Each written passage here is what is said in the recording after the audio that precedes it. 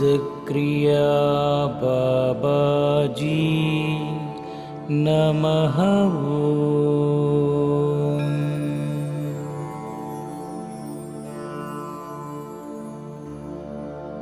ओम सिद्धक्रिया बाबाजी नमः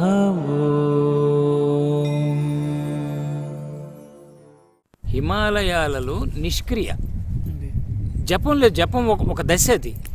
ఎప్పటికి జపం ఎవరిని చెప్పించాలి? ఇప్పుడు నేను ఒక స్థాయి వచ్చాక ఎవరిని చెప్పించాలి, ఏమి చెప్పించాలి? తలుచుకుంటారు అమ్మని. ఆయన అక్కడ ఉన్నాడు కనుక బట్టుకోటి బాబా, అక్కడ కూర్చున్నాడు కనుక అమ్మ తల్లి. అమ్మ అన్న తర్వాత అంతటా ఉన్న అమ్మ, ఈ కొండ వరకే ఉండి నన్నే చూస్తూ ఈ గ్రామాల వాళ్ళనే చూస్తూ ఆశీర్వదించే అమ్మ కాదు, విశ్వశక్తి అమ్మ, కుండలిని శక్తి అమ్మ. ఆయన అలా తీసుకున్నాడు కనుక ఇంకా ఏం చేయాలి? క్రియ అంతే, అలా చూస్తూ ఉండడమే. అసలు ఆ నిర్విచార స్థితి కోసమే ఈ సన్యాసం, క్రియలు, సాధనలు, క్రియాయోగ, గడుగుటు యోగ, ఇవన్నీ దేనికోసం అనుకున్నావు? ఆ నిర్విచారము, నిష్క్రియ, నిర్మోహము, ఎస్, నిర్మోహిగా ఉండటం, దీన్ని అంటించుకోకుండా ఉండటం. వాడు వచ్చాడు రాని, పోయాడు పోని, నేనే, నాకు వెనక శక్తి, నాకు నన్ను రక్షిస్తూ నడిపిస్తున్నది ఒక దైవశక్తి, అమ్మశక్తి అనుకుంటే అమ్మవారు కాబట్టి ఆయన, లేకపోతే సాయి, లేకపోతే ఇంకోటి. ఆ శక్తికి ఎంతైనా ఉంది, ఆ శక్తి అంతటా ఉంది అనేది వచ్చినప్పుడు నిర్మోహం, నిర్భయం, భయం, నిర్భయం, అభయం. అభయానికి కూడా వెళ్ళిపోవాలి. అభయుడు అవ్వాలి, ధీరుడు అవ్వాలి, ధీరత్వం, ధైర్యం. ఆ లక్షణాలు ఒకసారి వచ్చేసే కనుక ఆయనకి యోగులు హిమాలయాల్లో కూర్చుండిపోతారు. అలాగా తలుపు వేసుకుంటాడు, రాత్రి బయటికి వెళ్ళాలి, చూస్తాడు, చప్పుడైంది, తలుపు తీసి చూస్తాడు, ఓహో పులి వచ్చింది. ఆయన ఎన్నోసార్లు చూశాడు. ఆ పులికి మీసాలు కూడా ఆ వెంట్రుకలు ఉన్నవి ఇక్కడ పడిపోతే అవి తీసిన కాగితంలో చుట్టించాడు. నా దగ్గర ఉండాలి, ఆయన ఇచ్చాడు. ఇది ఉంచుకోండి, పులిని చూడటమే కష్టం, దాన్ని అక్కడ పడింది, ఇదిగో నేను దాచుకున్నాను, నీకు ఇస్తున్నానని నాకు ప్రేమగా ఇచ్చాడు. అలా పులిని చూశాడు, వచ్చిందా అమ్మ అనుకుంటున్నాడు, దండం పెట్టుకుంటాడు. అది కాసేపు అటు ఇటు చూస్తుంది. ఇక్కడ రోజు ఉండే వ్యక్తి అవేమి చేయవు. అలా చూసి పై గుడి మీద మెట్లు ఎక్కుతుంది, ఆ గుడి చుట్టూ అలా తిరుగుతుంది, మళ్ళీ వెళ్ళిపోతుంది. ఇలాంటివన్నీ ఆయనకి ఆట అయిపోయింది. బట్టుకోట్లో అయితే పక్కనే కూర్చునేవి, ఈయన వాటికి అన్నీ పెట్టేవాడు. అప్పుడు బట్టుకోటి బాబా అని అందుకనే పేరు. పూర్వం బట్టుకోట్లో ఎక్కువ ఉండేవాడు. అది ఈ పాండవకోలి దాటాక పెద్ద హైట్ ఇలా ఎక్కాలి పైకి, అక్కడ కొండది. ఇక్కడ 3 కొండలు ఫేమస్ కొండలు. ఒక్కడే, ఎప్పుడు ఒక్కడే. నేను చెప్తున్నాను కదా, నువ్వు గ్రేట్ అంటే గ్రేటెస్టా. అందుకని నువ్వు ఒంటరిగా ఉండటం సాధించావు అంటే అయిపోయింది. ఇంకా నువ్వు సాధన అనేది అసలు అబద్ధం, ఇది మాయ. సాధన దేనికి చేయాలి? మనం ఈ అడ్డంకులు దాటడానికి. నాకు భార్య పిచ్చి, భర్త పిచ్చి, డబ్బు పిచ్చి, లేకపోతే డబ్బు భయం, డబ్బు అయిపోతే భయం, డబ్బు వస్తే భయం, ఈ భయాలు, ఈ పిచ్చులు, ఇవన్నీ దాటడానికి సాధనలు. అసలు వీళ్ళ సాధన ఏదో పొందటం అంటున్నారు, ఏదో వచ్చేస్తుందని. వీటిని గొలుసులు తెంచుకోవడానికి సాధన నాన్న నా దృష్టిలో. అందుకే నా దగ్గర ఏం నేర్పుతారంటే నేనేం నేర్పను. నేను నేర్పేది ఏంటి? నీకు తీటు నేర్పుతాను, నువ్వు పక్కన కూర్చో, నమ్ము, నా మీద విశ్వాసం పెడితే మనం సహజంగా తీసేద్దాం, సహజంగా బయటకు వచ్చేద్దాం. ఆయన దగ్గర మనం అన్నీ చెప్పి మాట్లాడుకున్నది అదే కదా. ఆయన చివరికి చెప్పింది సహజంగా ఉందాం, ప్రకృతితో కలిసిపోదాం. ఎందుకు ఈ టెక్నిక్లు? ముందు చెప్పాడు 200 సార్లు మనం చేతులు పైకెత్తడం, కిందకి భూమితో కనెక్షను, ఆకాశంతో కనెక్షను, భూమితో కనెక్షను, ఆకాశంతో కనెక్షన్, అలా చెప్పుకొచ్చాడు. తర్వాత ఇంకో ప్రాణాయామం అన్నాడు. తర్వాత చివరికి వచ్చాక ఇవన్నీ కాదు స్వామీజీ, బాబాజీ, హాయిగా మనం అలా ప్రకృతిలో కలిసిపోండి, ఆ చెట్టుగా అలా కలిసిపో. చివరికి అదే చెప్పాడు. అదే కదండి సహజ యోగం, మనం సహజ సమాధి అన్నాను. ఎస్, నేను అదే చేస్తున్నాను. చెప్పమంటే చెప్పాలి, చెప్పకపోతే ఈయనకేం తెలియదు అంటారని చెబుతున్నా అన్నాడు. ఒక్కటే మాట. నేను కూడా అంతే. మీరేం చేస్తారు అంటే ఏదో చెప్పాలి. బాబాజీ మిషన్ అని. అది అసలు బాబాజీ ఎవరు, సాయిబాబా ఎవరో, మిషన్ ఏంటి, గడుగుడ్డు ఏంటి? విశ్వం నుంచి వచ్చారు వాళ్ళు, విశ్వశక్తులు. నువ్వు ఎక్కడుంటే అక్కడే, దేని చూస్తే అదే బాబాజీ శక్తి స్వరూపం. ఒకటే అది, 2 కాదు, ఒకటి ఇన్నిగా మారింది.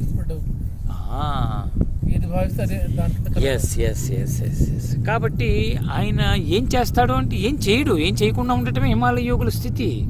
చేస్తున్నాడు అంటే వాడు ఇంకా ఎక్కడో బందీ అయి ఉన్నాడు. అది అది ఎక్కడో కొట్టుకోవడం అది మనకు అనవసరం. ఏదో ఒక చోట ఒక స్థాయికి వచ్చి ఆగి ఉన్నాడు, జీరోకి రాలేదు అనేది అర్థం చేయటం అంటే.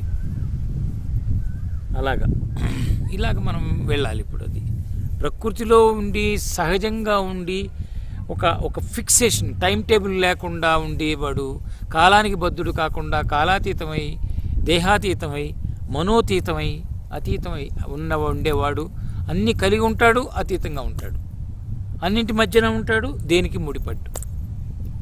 అది ఆ స్థితికి వచ్చేసామా అయిపోయింది. నాకు ఈ మధ్య చెప్తున్నాను కదా, నేను అహంకారంతో చెప్పట్లేదు, మనం ఇద్దరమే ఉన్నాం కాబట్టి ఐఎమ్ గెటింగ్ దట్. నిజంగా రియల్గా ఈ మధ్యన చాలా చాలా చాలా చాలా నిజంగా ఆ రియాలిటీలోకి వచ్చేసా. కాబట్టి ఇది నాకు ఇంకా వెనక్కి అడుగు వేయడానికి నా మనసు పట్ల. ఫోన్ తీబుద్ధి కావట్లా, ఫోన్ మాట్లాడబుద్ధి కావట్లా. ఎవరన్నా మాట్లాడుతుంటే చిరాకు వస్తుంది, కోపం వస్తుంది.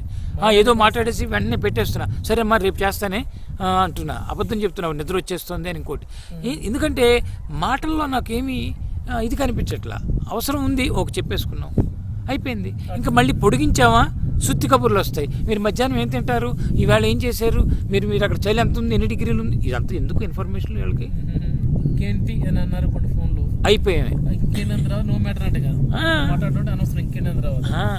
సో అలాగా ఇప్పుడు నాకు ఒక స్థితి దొరికింది. రమణ మహర్షి చెప్పింది ఇవన్నీ నేను చాలా కాలం వింటూ వాటి మీద ఎంక్వైరీ చేసుకుంటూ వచ్చాను.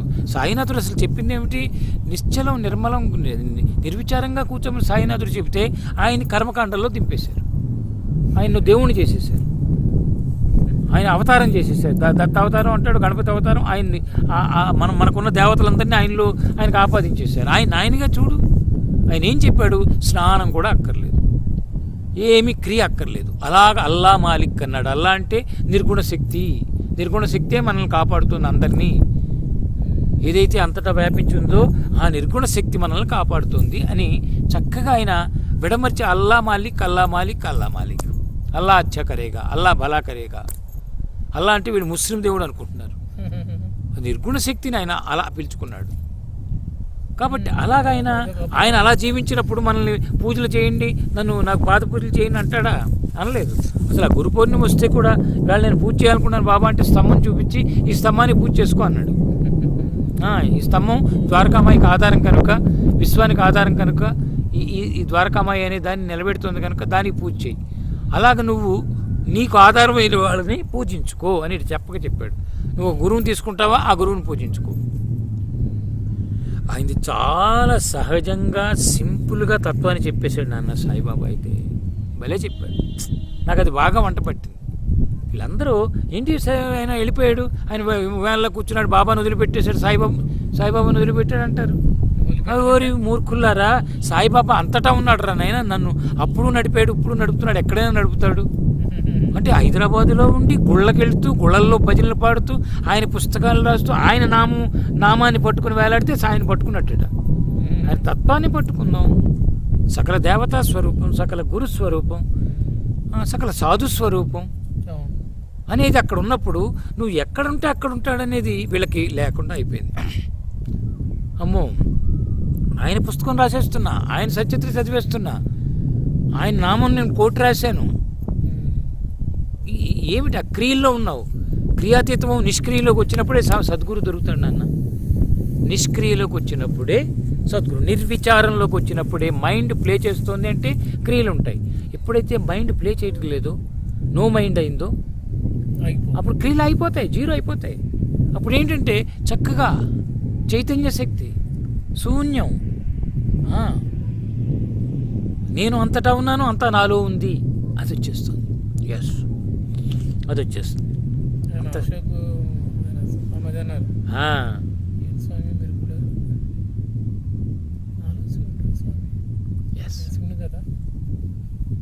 ఎక్కడైతే కూడా దీనికి నాలో ఉన్న శివుని వదిలేసి నేను ఆత్మలింగ స్వరూపాన్ని, ఎంత వండర్ఫుల్ స్టేట్ అండి. ఆత్మ గురువుని చూడు, ఆత్మ లింగాన్ని చూడు, నువ్వే ఆత్మస్వరూపుడివి అనేది. నేను కూడా అలా దూరంగా వెళ్ళిపోయి కూర్చుంటే నా విలువ తెలుస్తుంది. నేను అందరికీ దగ్గరలో ఉండి మీ అందరి పక్కన కూర్చొని మీతో మాట్లాడుతున్నాను కనుక నేను ఒకసారి తేల్చుకున్నానంటే నువ్వు వద్దు, నాకు ఎవరు వద్దు నాన్న, నేను చెప్తున్నాను. కానీ అలా కాదనేది ఇంకా నాకు ఎవరో ఒకళ్ళిద్దరికి దొరకాలి, ఒకళ్ళిద్దరికి అర్థమై వాళ్ళిద్దరు ఎవరికైనా ప్రేరణ ఇవ్వాలేమో అని ఇంకా కొంచెం ఒక నిస్వార్థమైన మిషన్ మిగిలింది కనుక నీతో గడుపుతున్నా. నాకు ఈ రోజు నాకు అన్నీ ఇచ్చాడు తండ్రి. ఈరోజు అసలు తలుపు తీయక్కర్లే నేను. వాడికి నేను ఇచ్చేసి ఒరే నువ్వు వాడుకోరా నాకు తిండి పెట్టరు 2 పూటలు అంటే వాడు బంగారంలో ఆనందపడిపోతాడు. రోజు కళకత్తుగాడు ఆస్తి ఇస్తే కళ్ళకద్దు కాళ్ళు పట్టుకుంటారు, ఆస్తులు అవి ఇస్తే. నేను వాడికి అలా ఇచ్చేసి నేను మూల కూర్చోవచ్చు, కానీ కొంచెం దీనికి షేప్ ఇవ్వాలని నేను కొంచెం అంటించుకుంటున్నా. కానీ నాకు అర్థమైపోయింది ఇది నాది కాదు. అందుకని నేను షేప్ ఇచ్చేసి నేను తప్పుకోదలుచుకున్నా. నువ్వు వచ్చినా రాకపోయినా నాన్న నేను పంపాడు ఈ టైంకి. నువ్వు వచ్చినా రాకపోయినా నా ప్రయాణం ఆల్రెడీ నేను డిసైడ్ చేసుకున్నాను. నా జీవితం నా స్పేస్లో నేను ఉంటాను. అవతల వాడికి నచ్చని నచ్చకపోని నాకు సంబంధం లేదు.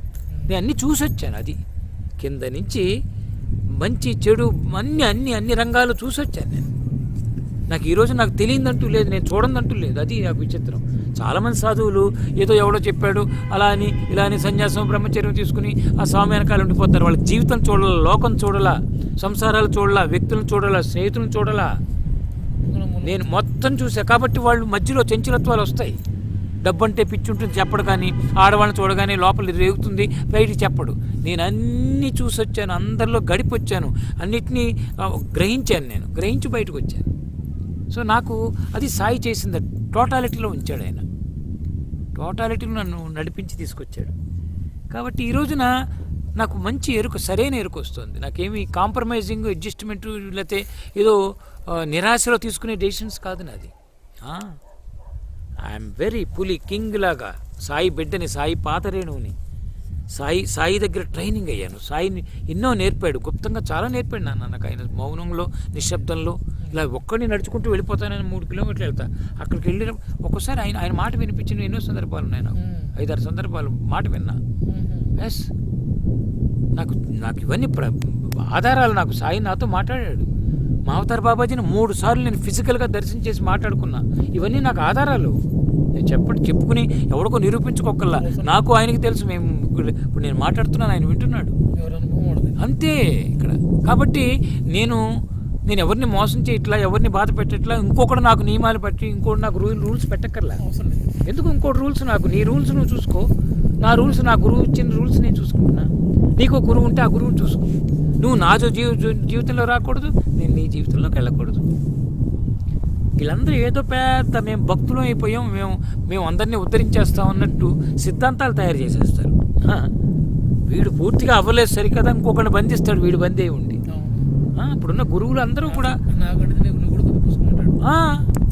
నేను చేశాను, నువ్వు అది చెయ్యి, నువ్వు అది చేయకూడదు, నువ్వు ఎందుకు చేస్తున్నావు అది అంటాడు. ఏంటో పెద్ద వాడు చేయకపోతే మానేసేయి, ఇంకోటి చేయొద్దంటావు ఏంటి, వాడు అనుభవం వాడు గడిస్తాడు. అలాగే వీళ్ళు ఉండాలి. అలా ఉండరు నాన్న. ప్రాక్టికల్, బీ ప్రాక్టికల్ అనే. అందుకని మా పాత అంతా కూడా ప్రాక్టికల్, సింపుల్, ప్రాక్టికల్, ఈజీ. మన క్రియాయోగా అంటే నువ్వు చేసే ప్రతి క్రియని యోగంగా మార్చుకో. యోగ స్థితిలో ఉండి ప్రతిక్రియ చేయి. యోగ స్థితిలో ఉండి క్రియలు చేస్తే అది ఏది తప్పవదు. కృష్ణుడు అన్ని రకాలుగా ఉన్నా కూడా ఆ మహానుభావుడు ఏది అంటించుకోలే. ఆయనకి ఎన్ని కథలు చెప్పండి, రాసలీలలు చెప్పండి, పాడుకోండి, గమనించండి, రాధ చెప్పండి, రుక్మిణి ఉంది, సత్యభామ ఉందని చెప్పినా, ఎంతమంది ఉన్నాయని ఎన్ని కథలు చెప్పినా ఆయన హీఈస్ టోటలీ డిటాచ్డ్. అలాగా ఆయన అదే చెప్తున్నాడు. ఆ నిష్కామ కర్మలులోకి మనం వెళ్ళాలి. మన క్రియాయోగా అదే, మన హిమాలయ సాధన అదే. అసలు నువ్వేం చేయకుండా అలా ఉండటమే. ఇక్కడ నిష్క్రియలో ఉండటం, నిర్విచారంలో ఉండటం, రెండే మనకి జరిగిపోతూ ఉంటాయి. నీ ద్వారా జరుగుతుంటే, జరిపిస్తుంటే జరగని, నువ్వు ఇన్వాల్వ్ కాకూడదు. అది అలా మనం వెళ్ళగలగాలి. ఓకే, అది ఆ మార్గం ఎత్తుకుందాం నాన్న.